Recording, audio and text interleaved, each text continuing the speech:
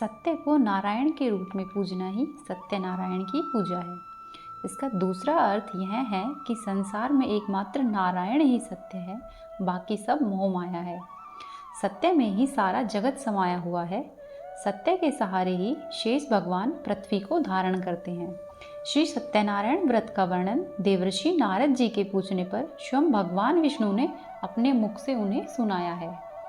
आज हम आपको श्री सत्यनारायण भगवान की व्रत कथा सुनाएंगे। आइए शुरू करते हैं। पहला अध्याय। बोलिए श्री सत्यनारायण भगवान की जय। एक समय की बात है, नेमिषि नारायण तीर्थ में शौनकादि 88,000 ऋषियों ने श्री सूत जी से पूछा, हे प्रभु, इस कलयुग में वेद विद्या रहित मनुष्य को प्रभु भक्ति किस प्रकार मिल सकती है तथा उनका उद्धार कैसे होगा। हे मुनिश्रेष्ठ, कोई ऐसा तप बताइए जिससे थोड़े ही समय में पुण्य फल मिले और मनवांछित फल भी प्राप्त हो जाए। इस प्रकार की कथा सुनने की हम इच्छा रखते हैं। सर्वशास्त्रों के ज्ञाता श्री सूत जी बोले, हे वैष्णव में पूज्य, आप सभी ने प्राणियों के हित की बहुत अच्छी बात पूछी है, इसलिए मैं एक ऐसे श्रेष्ठ व्रत को आप लोगों को बताऊंगा जिसे नारद जी ने लक्ष्मी नारायण से पूछा था और लक्ष्मीपति ने मुनिश्रेष्ठ नारद जी से कहा था। अब आप सब इसे ध्यान से सुनिए। एक समय की बात है, योगीराज नारद जी दूसरों के हितों की इच्छा लिए अनेकों लोकों में घूमते हुए मृत्युलोक में आ पहुँचे। यहाँ पर उन्होंने अनेक योनियों में जन्मे प्राय सभी प्रकार के मनुष्यों को अपने कर्मों द्वारा अनेकों दुखों से पीड़ित देखा। उनका दुख देखकर नारद जी सोचने लगे कि कैसा यत्न किया जाए जिसके करने से निश्चित रूप से मनुष्य के दुखों का अंत हो जाए। ऐसा विचार करने पर वह विष्णुलोक को गए। वहाँ पर वह देवों के ईश भगवान नारायण की स्तुति करने लगे, जिनके हाथों में शंख, चक्र, गदा और पद्म थे, गले में वरमाला पहने हुए थे। स्तुति करते हुए नारद जी बोले, हे भगवान, आप अत्यंत शक्ति से संपन्न हैं। मन तथा वाणी भी आपको नहीं पा सकती। आपका आदि, मध्य तथा अंत नहीं है। निर्गुण स्वरूप सृष्टि के कारण भक्तों के दुख को दूर करने वाले आपको मेरा नमस्कार है। नारद जी की स्तुति सुनकर विष्णु भगवान बोले, हे मुनिश्रेष्ठ, आपके मन में क्या बात है? आप किस काम के लिए पधारे हैं, उसे निसंकोच कहो। इस पर नारद मुनि बोले कि मृत्युलोक में अनेक योनियों में जन्मे मनुष्य अपने कर्मों के द्वारा अनेक दुखों से दुखी हो रहे हैं। हे नाथ, आप मुझ पर दया रखते हैं तो बताइए कि वो मनुष्य थोड़े ही प्रयास से अपने दुखों से कैसे छुटकारा पा सकते हैं। तब श्रीहरि बोले, हे नारद, मनुष्यों की भलाई के लिए तुमने बहुत अच्छी बात पूछी है, जिसके करने से मनुष्य मोह से छूट जाता है। वह बात मैं कहता हूँ, उसे सुनो। स्वर्गलोक व मृत्युलोक दोनों में एक दुर्लभ उत्तम व्रत है जो पुण्य देने वाला है। आज प्रेमवश होकर मैं उसे तुमसे कहता हूँ। श्री सत्यनारायण भगवान का यह व्रत अच्छी तरह विधि पूर्वक करके मनुष्य तुरंत ही यहाँ से सुख भोग कर मरने पर मोक्ष को प्राप्त होता है। श्रीहरि के वचन सुनकर नारद जी बोले कि उस व्रत का क्या फल है और उसका क्या विधान है। यह व्रत किसने किया था? इस व्रत को किस दिन करना चाहिए? हे प्रभु, सब कुछ विस्तार से बताइए, मेरी सुनने की इच्छा है। नारद जी की बात सुनकर श्रीहरि बोले, दुख व शोक को दूर करने वाला यह व्रत सभी स्थानों पर विजय दिलाने वाला है। मानव को भक्ति व श्रद्धा के साथ शाम को श्री सत्यनारायण की पूजा धर्मपरायण होकर ब्राह्मणों व बंधु बांधवों सहित करनी चाहिए। भक्ति भाव से नैवेद्य, केले के फल, घी, दूध और गेहूं का आटा सवाया ले। गेहूं के स्थान पर साठी का आटा, शक्कर तथा गुड़ लेकर वे सभी भक्षण योग्य पदार्थों को मिलाकर भगवान का भोग लगाए। ब्राह्मण सहित बंधु बांधवों को भी भोजन कराए। उसके बाद स्वयं भी भोजन करे। भजन कीर्तन के साथ भगवान की भक्ति में लीन हो जाए।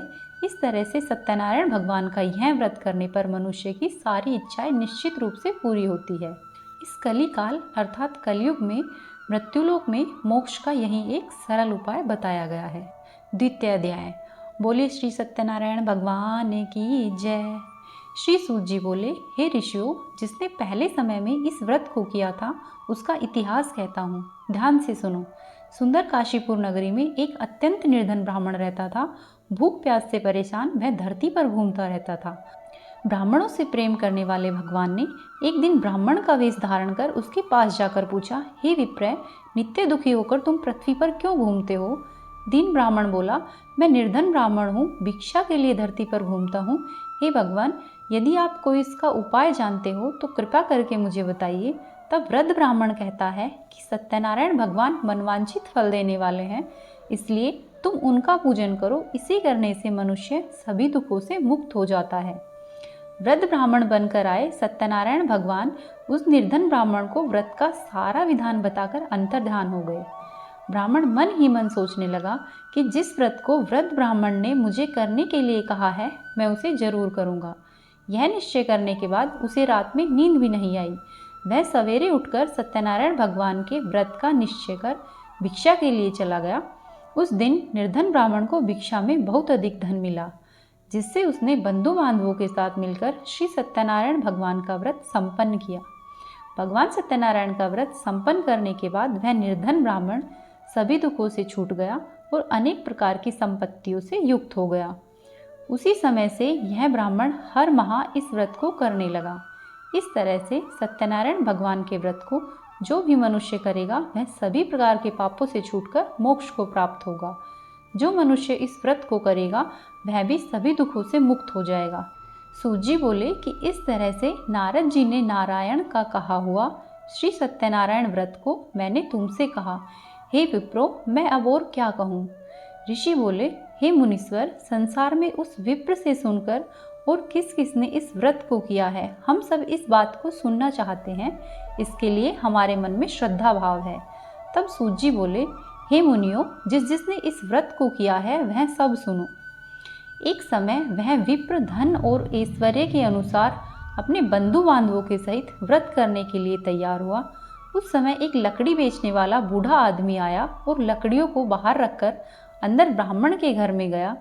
प्यास से दुखी वह लकड़हारा उनको व्रत करते देखकर विप्र को नमस्कार कर पूछने लगा कि आप ये क्या कर रहे हैं तथा इसे करने से क्या फल मिलता है, कृपया करके मुझे भी बताइए।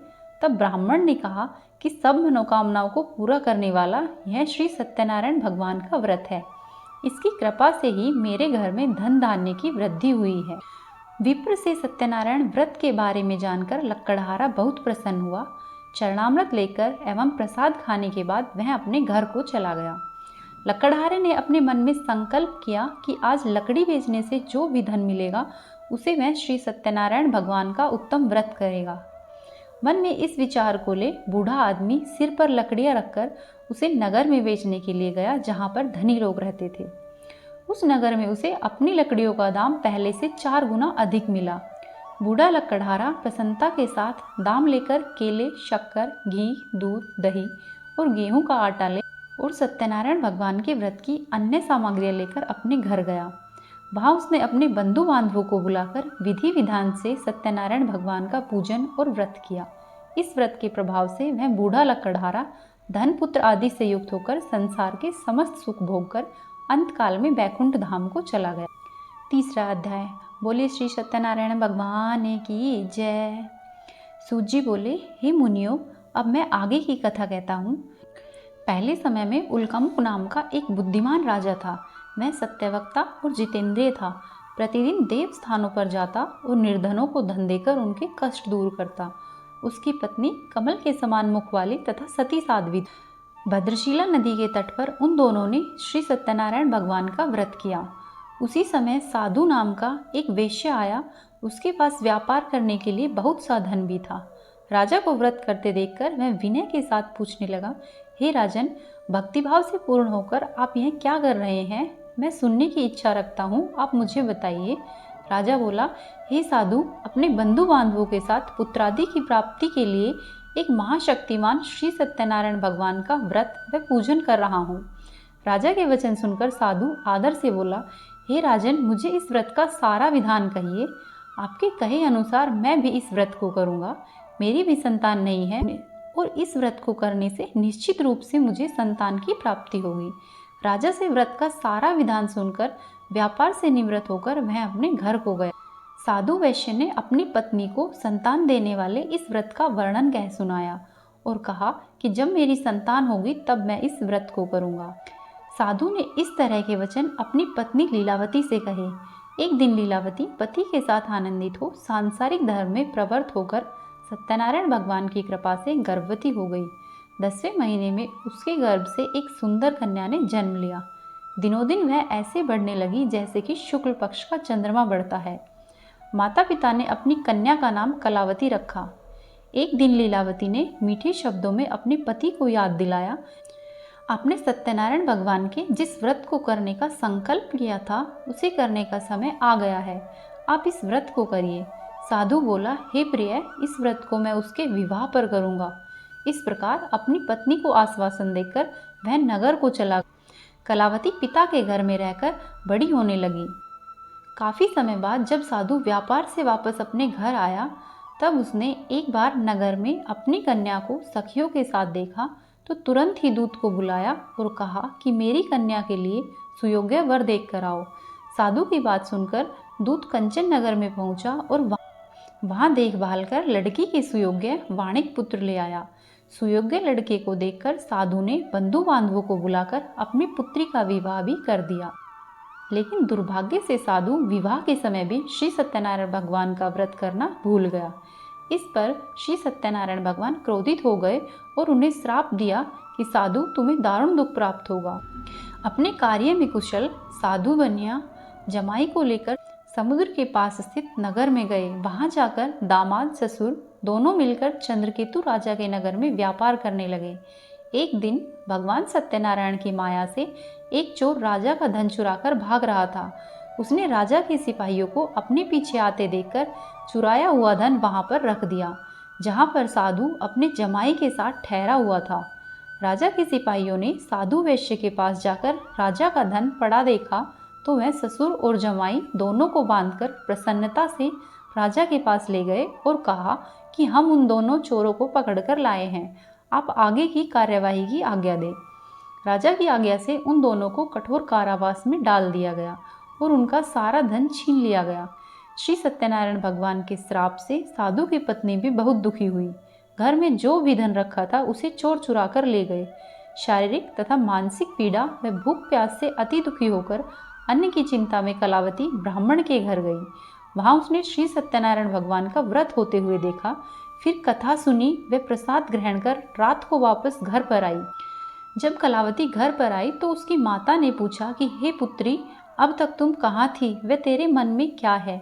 तब कलावती ने अपनी माता से कहा, हे माता, मैंने एक ब्राह्मण के घर में श्री सत्यनारायण भगवान का व्रत देखा है। कन्या के वचन सुनकर लीलावती भगवान के पूजन की तैयारी करने लीलावती ने परिवार व बंधुओं सहित सत्यनारायण भगवान का पूजन किया और उनसे वर मांगा कि मेरे पति तथा जमाई शीघ्र ही घर पर आ जाए। साथ ही यह भी प्रार्थना की कि हम सबका अपराध क्षमा करो।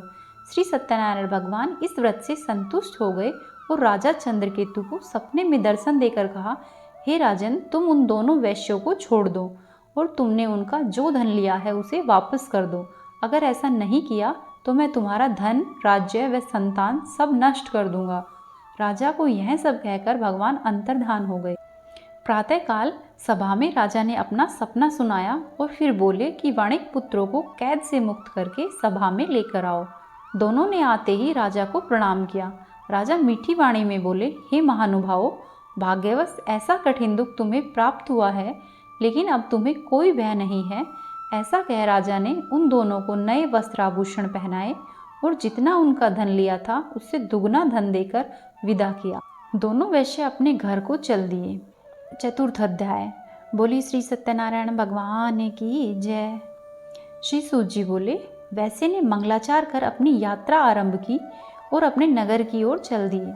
उनके थोड़ी दूर जाने पर एक दंडी वेशधारी श्री सत्यनारायण भगवान ने उनसे पूछा, हे साधु, तेरी नाव में क्या है। अभिमानवश वाणिक हंसता हुआ बोला, हे दंडी, आप क्यों पूछते हो, क्या धन लेने की इच्छा है।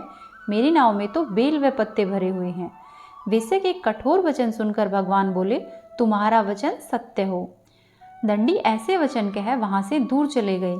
कुछ दूर जाकर समुद्र के किनारे पर बैठ गए। दंडी के जाने के बाद साधु वैश्य ने नित्य क्रिया के पश्चात नाव को ऊंची उठते हुए देखकर अचंभा किया और नाव में बेल पत्ते आदि देखकर वह वहां पर मूर्छित होकर जमीन पर गिर पड़ा। मूर्छा खुलने पर वह अत्यंत शोक में डूब गया। तब उसके दामाद बोला कि आप शोक न मनाए, यह दंडी का श्राप है, इसलिए हमें उनकी शरण में चलना चाहिए, तभी हमारी मनोकामना पूर्ण होगी। दामाद की बात सुनकर वह दंडी के पास पहुंचा और अत्यंत भक्तिभाव से नमस्कार कर बोला, मैंने आपसे जो असत्य वचन कहे थे उनके लिए मुझे क्षमा कर दे। ऐसा कहकर महान शोकातुर हो रोने लगा। तब दंडी भगवान बोले, हे वाणिक पुत्र, मेरी आज्ञा से तुम्हें बार बार दुख प्राप्त हुआ है, तू मेरी पूजा से विमुख हुआ। साधु बोले, हे भगवान, आपकी माया से ब्रह्मा आदि देवता भी आपके रूप को नहीं जानते हैं, तब मैं अज्ञानी कैसे जान सकता हूँ। आप प्रसन्न होइए, अब मैं सामर्थ्य के अनुसार आपकी पूजा करूँगा। मेरी रक्षा करो और पहले के समान नौका में धन भर दो। साधु वैश्य के भक्तिपूर्वक वचन सुनकर भगवान प्रसन्न हो गए और उनकी इच्छा के अनुसार वरदान देकर अंतर्धान हो गए। ससुर जमाई जब नाव पर आए तो नाव धन से भरी हुई थी।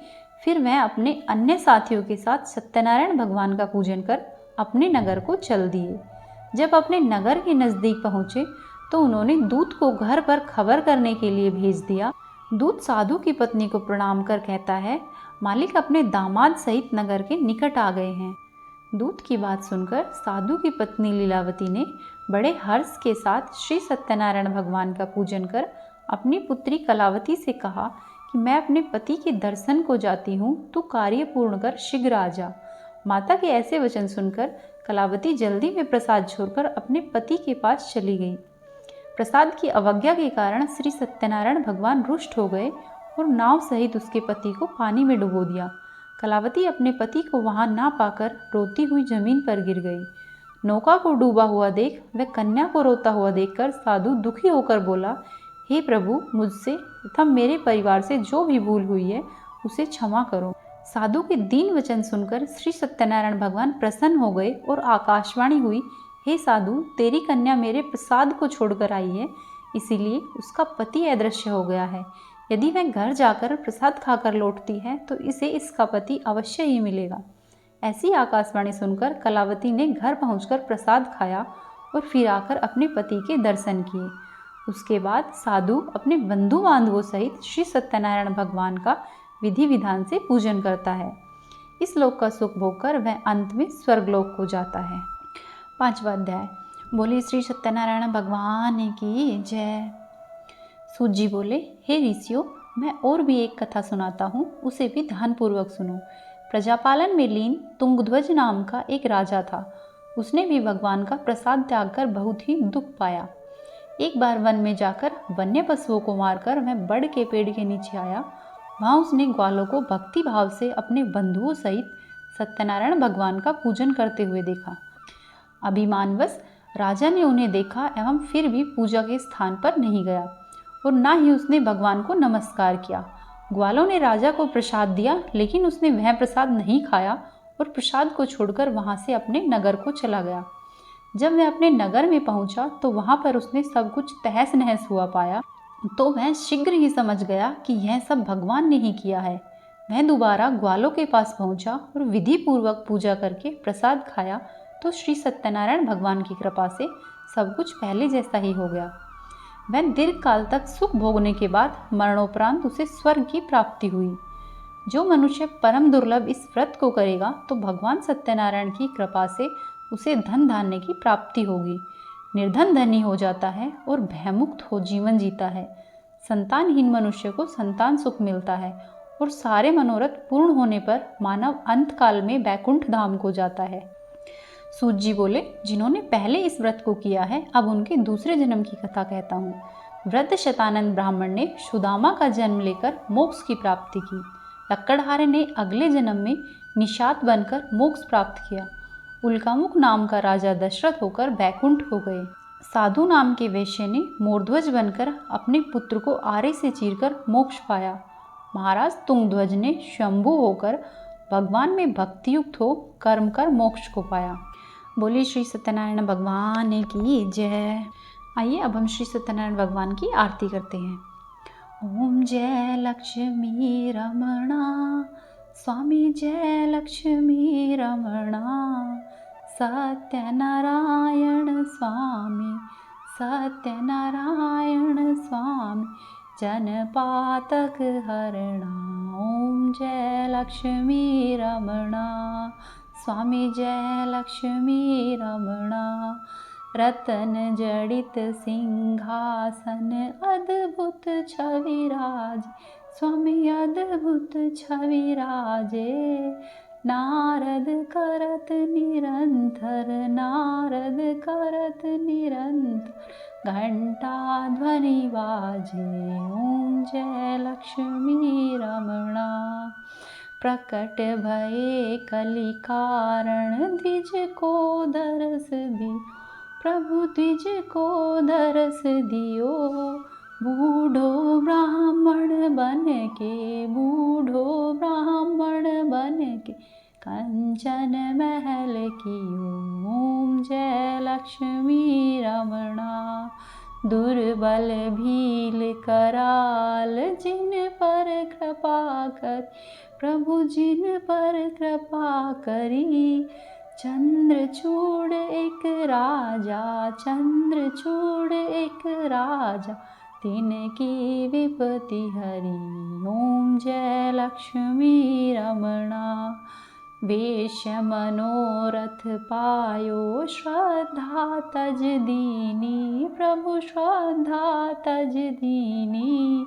सो फल भोग्यो प्रभु जी, सो फल भोग्यो प्रभु जी, फिर स्तुति कीनी। ओम जय लक्ष्मी रमणा। भाव भक्ति के कारण छिन छिन रूप धरो। प्रभु पल पल रूप धरो। श्रद्धा धारण कीनी, श्रद्धा धारण कीनी, तिनको काज सरो। ओम जय लक्ष्मी रमणा। ग्वाल बाल संग राजा, वन में भक्ति करी। प्रभु वन में भक्ति करी। मन वांछित फल दीनो, मन वांछित फल दीनो, दीन दयाल हरि। ओम जय लक्ष्मी रमणा। चढ़त प्रसाद सवायो, कदली फल मेवा। प्रभु कदली फल मेवा। धूप दीप तुलसी से, धूप दीप तुलसी से, राजी सत्य देवा। ओम जय लक्ष्मी रमणा। श्री सत्यनारायण जी की आरती, जो कोई नर गावे, प्रभु प्रेम सहित गावे। कहत शिवानंद स्वामी, भजत हरि हर स्वामी, सुख संपत्ति पावे। ओम जय लक्ष्मी रमणा। स्वामी जय लक्ष्मी रमणा। सत्यनारायण स्वामी जन पातक हरणा। ओम जय लक्ष्मी रमणा। बोलो श्री सत्यनारायण भगवान की जय। यदि आपको श्री सत्यनारायण भगवान की कथा पसंद आई तो हमारी वीडियो को लाइक करें, चैनल को सब्सक्राइब करें और वीडियो को शेयर करें।